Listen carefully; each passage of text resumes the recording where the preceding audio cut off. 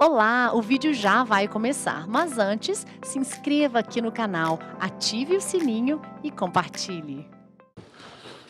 Boa noite, meus irmãos. Para quem vem para o culto das 7 horas, 2 domingos sem estar aqui, fiquei com saudade de vocês, sabia?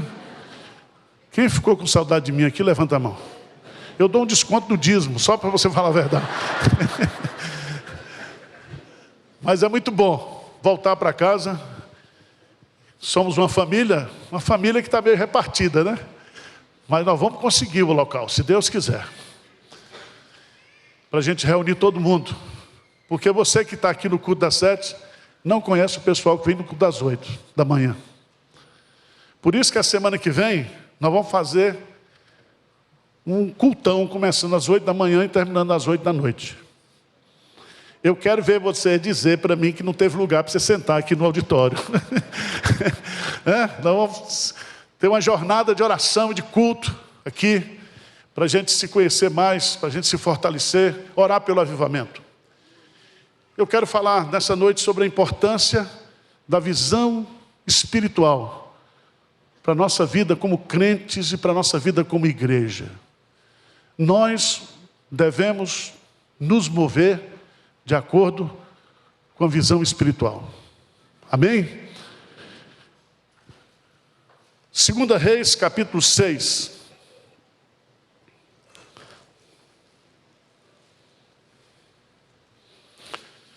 A partir do versículo 13.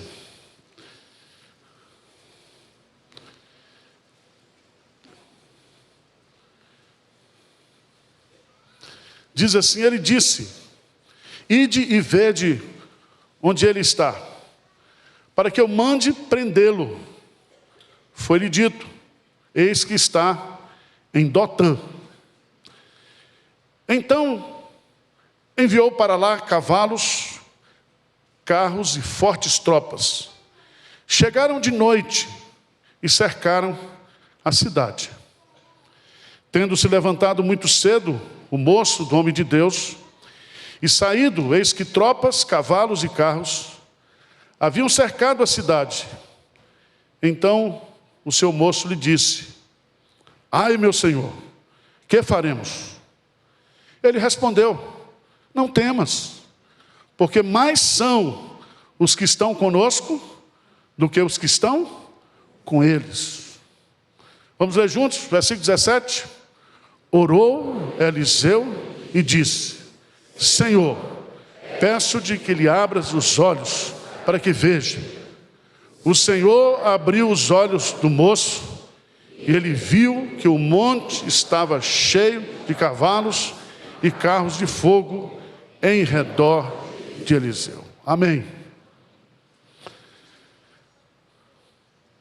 Nós, como igreja, nós, como crentes, como povo de Deus, devemos nos mover pela visão espiritual, pela visão celestial. O que significa isso? Significa que quando o Espírito foi prometido em Joel e que o Espírito Santo veio, ele diz que os velhos sonharão, os jovens terão visões, e juntos, todas as gerações seriam usadas por Deus para realizar a sua obra. Eu quero destacar aqui nesse texto, porque há 2 tipos de visões. Existe a visão natural, quando o jovem, ele acorda cedo, e ele olha para fora da cidade, e na sua visão natural, ele vê todo o exército sírio que foi enviado para prender um homem só, Eliseu. E ele se apavora. Ele se apavora porque ele está olhando para a realidade o quê? Natural. O profeta mais experiente responde para ele: não temas, porque mais são os que estão conosco dos que estão com eles. Presta atenção que o seminarista lá podia dizer: espera aí, o Quem são os que estão conosco? Porque só tem eu e o senhor aqui, profeta. Quem são os que estão conosco? E aí, o profeta ora, versículo 17. Orou Eliseu e disse: Senhor, peço-lhe que abras os olhos para que veja. Essa oração é para que os olhos espirituais fossem abertos, porque os olhos naturais já estavam abertos. E a realidade é ameaçadora, a realidade é de um fim trágico, sem saída, sem possibilidade. Mas diz o texto que o Senhor abriu os olhos do moço, e ele viu que o monte estava cheio de cavalos e carros de fogo em redor de Eliseu.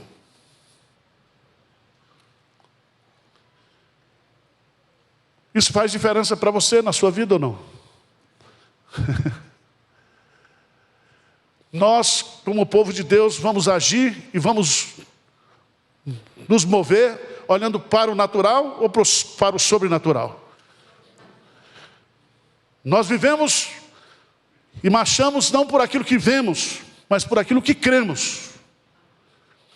E a realidade de Deus, ela não é visível aos olhos humanos, mas ela é visível aos olhos da fé. Aos olhos da fé. E eu e você precisamos orar todos os dias: Senhor, abra os meus olhos para que eu contemple as realidades espirituais que estão ao meu redor. O Salmo 91 declara que Deus, Ele é o Senhor dos exércitos. E Ele dará ordem aos seus anjos a nosso respeito. O salmista diz: o anjo do Senhor acampa-se ao redor de mim. Acampa-se. Você crê nisso ou não? Eu não estou vendo, mas eu creio. Eu creio. E é tão bonito isso, meus amados irmãos, porque essa história ela é até cômica, porque quando o exército desce, Eliseu faz uma oração, agora não para o exército sírio ver, mas para o exército sírio ficar cego. E ele leva o exército sírio de volta para a Síria, chega lá, ele faz uma oração e cai a cegueira. E aí ele pergunta: o que é que nós vamos fazer? Não, dá comida para eles. Não vamos fazer nada.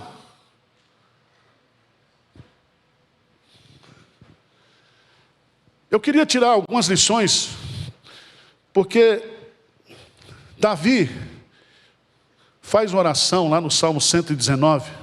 Veja lá, por favor. Salmo 119. Porque muita gente lê a Bíblia, estuda a Bíblia, faz exegese da Bíblia. Mas é muito interessante essa oração que Davi faz no Salmo 119, versículo 18. Vamos ler juntos? O que diz aí? Desvenda os meus olhos para que eu contemple. Presta atenção, aqui tem umas lições preciosas. Primeiro, Davi está dizendo que há maravilhas na palavra de Deus que estão escondidas aos nossos olhos humanos. João Calvino diz que a palavra de Deus é como uma mina de pedras preciosas que você precisa cavucar para você encontrar essas joias. Davi está dizendo aqui que a lei de Deus está cheia de maravilhas. Essas maravilhas estão ocultas aos olhos. E a oração dele é: desvenda os meus olhos para que eu contemple, com visão espiritual, com compreensão espiritual, com discernimento espiritual, aquilo que está além da mera letra. Vocês estão entendendo o que eu estou dizendo?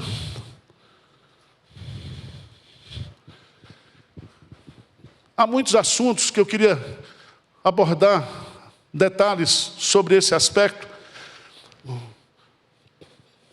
Porque Deus, irmãos, quando a gente lê a palavra, quando a gente estuda a palavra, e quando a gente faz essa oração, desvenda os meus olhos, Deus revela coisas preciosas para nós, que estão longe do nosso olhar natural. Você está dizendo, o pastor Arival foi para Israel e voltou xarope. Ele agora está tendo visões. Tornou-se lunático. Não é isso que eu estou dizendo. É que sempre, nós seremos movidos por aquilo que nós vemos espiritualmente. No ano em que morreu o rei Uzias, Isaías vai ao templo, e quando ele chega no templo, ele vê Deus sentado no alto e sublime trono. Quando você olha para o mundo hoje, quando você olha para as realidades que nós estamos vendo, o que você está vendo? Se você é espiritual, se você tem compreensão daquilo que a Bíblia diz, Deus está no trono. Deus está reinando soberanamente sobre todas as nações e sobre todos os povos. Isso deve mover a nossa fé, porque todas as decisões da história, elas procedem da sala do trono de Deus. E quem está sentado nesse trono é Deus. É o meu Deus, é o seu Deus. Aqui, nós aprendemos uma lição nesse texto. Os olhos são abertos para contemplar os nossos recursos. Abra os olhos para que veja. O Senhor abriu os olhos do moço e ele viu que o monte estava cheio de cavalos e carros de fogo em redor de Eliseu. Irmãos, maior é aquele que está conosco do que aquele que está no mundo. Nós cantamos aqui os nomes de Deus, Yahvé Jiré, o Deus da providência. E os celeiros de Deus, eles jamais acabam em seus recursos. Tudo que nós precisamos, tudo que nós necessitamos, cada uma das nossas necessidades serão supridas se nós crermos no Deus da providência. O Deus da providência. Não há escassez dos depósitos de Deus. Se você canta como você cantou aí, Ele é a nossa proteção, você pode ter certeza que o Senhor acampa ao nosso redor. Leia o Salmo 46 e você vai descobrir isso. Ainda que uma guerra se levante contra mim, ainda que o mundo ele entre em colapso, o Deus de Jacó é o nosso refúgio. Ele está conosco. Amém? Então, visão espiritual dos recursos que nós temos. Dos recursos que nós temos.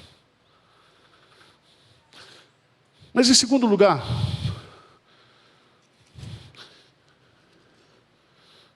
antes de entrar no segundo ponto, leia só mais um versículo, por favor, 2 Crônicas, capítulo 32.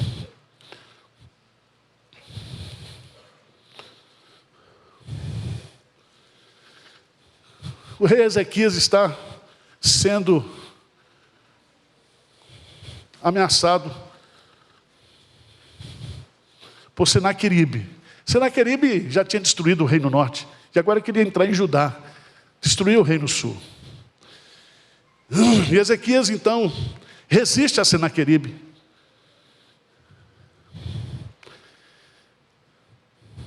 E lá no versículo 6, eu queria que você lesse comigo 32, de 6 a 8. Vamos ler bem forte esse versículo. O que é que diz aí? Pôs oficiais de guerra, reuniu-os na praça, na porta da cidade, e lhes falou ao coração, não falou à mente, falou ao coração, dizendo: sede fortes e corajosos, não temais, nem vos assusteis por causa do rei da Síria, nem por causa de toda a multidão que está com ele, porque há um conosco maior do que o que está com ele. Com ele está o braço de carne, mas conosco o Senhor, nosso Deus, para nos ajudar e para guerrear as nossas guerras. O povo cobrou ânimo com as palavras de Ezequias, o quê? Rei de Judá. Louvado seja Deus. Ele olha e diz: o braço do Senhor está conosco. É o Senhor que vai lutar as nossas guerras. Isso é a visão espiritual. Mas em segundo lugar, eu queria que a gente desse um pulinho, por favor, lá em Neemias, capítulo 2. Porque nós precisamos ter uma visão espiritual dos recursos, do que temos à nossa disposição, do que Deus nos oferece no mundo espiritual. Mas em segundo lugar, eu queria chamar a sua atenção. Neemias 2,12 diz assim: então à noite me levantei, e uns poucos homens comigo. Não declarei a ninguém o quê? O que o meu Deus me puseram no coração para eu fazer, hein? Deus deu uma visão para Neemias. Deus pôs, não na mente, Deus pôs onde? No coração. Não para outros fazeres, mas para ele fazer. Para ele fazer, e fazer especificamente onde, hein? Jerusalém. É como o anjo Gabriel. Quando Deus tem um desafio para um homem, esse desafio tem endereço, tem CPF, tem RG. Quando o anjo Gabriel foi atrás de Maria, ele sabia que ela era de Nazaré, sabia onde ela morava, sabia a sua idade, sabia tudo sobre ela. Agora veja, irmãos, a partir do versículo 17, preste atenção, versículo 17, vamos ler juntos, 17 e 18, vamos lá, de Neemias 2. Então lhes disse: estáis vendo a miséria em que estamos, Jerusalém assolada e as suas portas queimadas? Vinde, pois, reedifiquemos os muros de Jerusalém e deixemos de ser. E lhes declarei como a boa mão do meu Deus estivera comigo, e também as palavras que o rei me falara. Então disseram: disponhamo-nos e edifiquemos, e fortaleceram as mãos para a boa obra. Esse texto é imprescindível no campo da liderança, porque o líder Neemias tem a visão de Deus. Deus põe no coração dele a visão. Ele então agora comunica a visão. Ele não tem um projeto pronto, ele não tem uma planta 3D, como nós temos hoje, do muro sendo reconstruído, das casas sendo reconstruídas. Ele tem uma visão de Deus. E a visão de Deus é uma visão que vai transformar uma realidade, porque a única coisa que transforma a realidade é aquilo que brota no coração de Deus e é compartilhado com o seu povo. É quando o povo de Deus entende que aquilo que está fazendo não é obra sua, mas de Deus. E ele diz assim: é isso aqui que Deus quer para a gente. Muro derrubado, porta queimada. Deus quer que a gente viva em opróbrio, ou nós vamos mudar isso aqui? Ou Deus quer que a gente mude isso aqui? Veja, meus amados irmãos, que o que moveu a construção do muro foi uma visão que Deus colocou no coração de Neemias. De Neemias.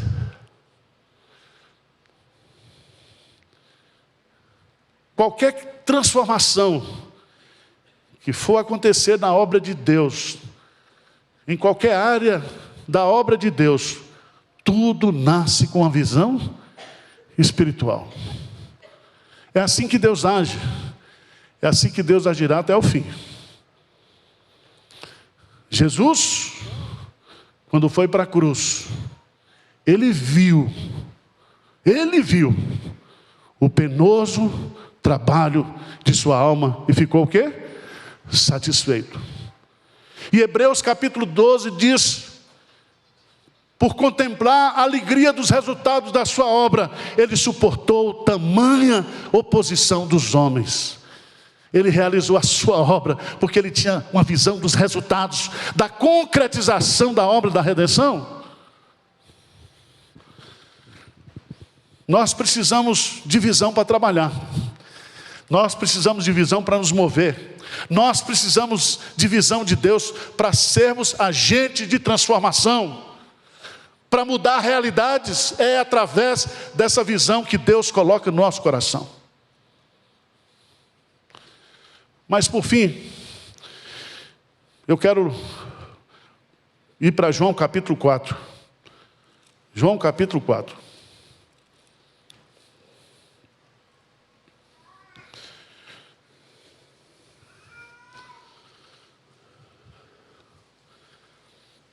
Versículo 35 diz assim: não dizeis vós que ainda há 4 meses até a ceifa? Eu, porém, vos digo: erguei os olhos e vede os campos, pois já branquejam para a ceifa. Se nós precisamos ter visão de Deus, dos nossos recursos, se nós precisamos ter visão de Deus acerca da obra que nós temos que realizar, nós precisamos ter visão de Deus também do tempo oportuno que Deus nos dá. Jesus está falando aqui de visão de tempo. Ele diz: vocês olham para o tempo e estão dizendo aí que há 4 meses até a ceifa. Isso é a ceifa comum, isso é a lavoura comum. Erguei os vossos olhos e vede que os campos já branquejam para a ceifa. Sai de uma visão de tempo, de calendário, de agenda real, natural, e vamos olhar para a agenda espiritual, agenda do mundo espiritual. E nós, como igreja, irmãos, precisamos ter essa visão, que a Bíblia fala que é a visão da oportunidade, do tempo de Deus, do tempo que se chama hoje, do tempo que Deus está nos proporcionando hoje, com todos os recursos, com todas as portas abertas. Ele está nos dando isso.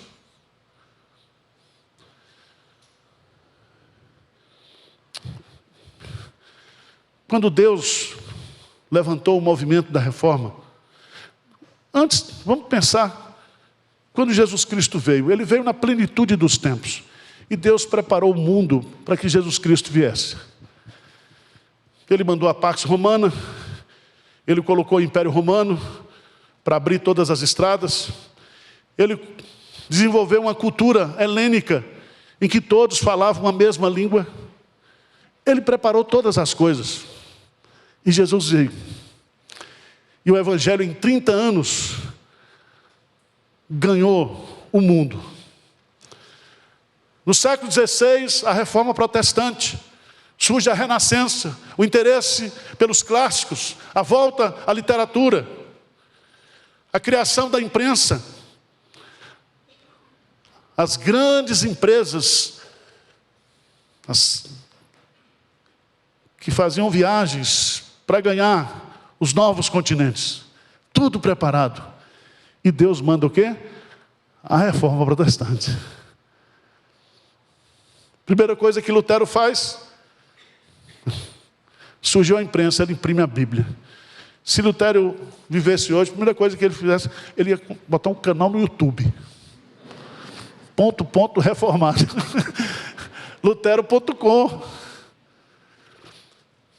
Irmãos, nós saímos daqui num avião e um dia nós estamos no Japão. Nós temos todos os recursos de comunicação, recursos de transporte. Deus preparou o mundo para que eu e você vivêssemos nessa época oportuníssima. Abra os olhos. Abra os olhos. É o tempo da oportunidade. A nossa geração e essa geração, essas novas gerações que estão tendo acesso ao que nós estamos tendo acesso hoje. Eu vi lá em Israel, Tel Aviv, uma startup desenvolveu um negócio de comunicação que eu estou pregando aqui em português, mas você está ouvindo aí na sua própria língua.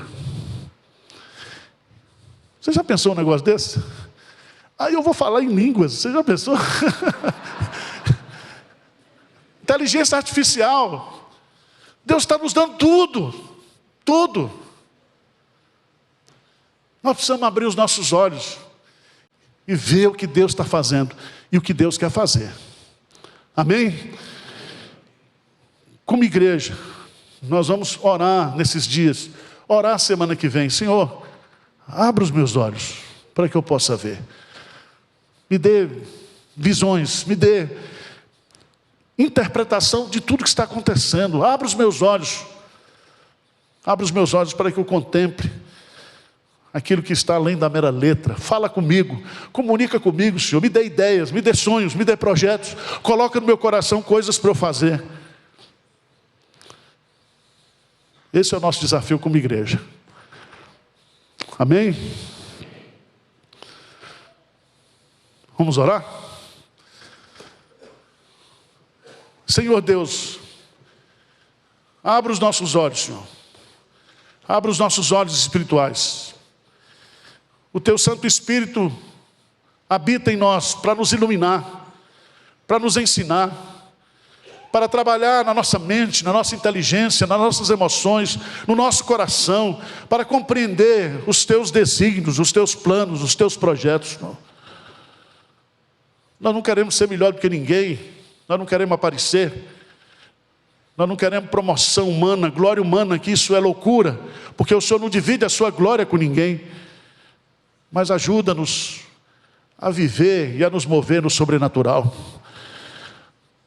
Que a Tua palavra possa ser o nosso guia, que o Senhor possa falar, que o Espírito Santo possa falar conosco pela palavra, nos ensinando, nos instruindo, nos guiando, nos mostrando,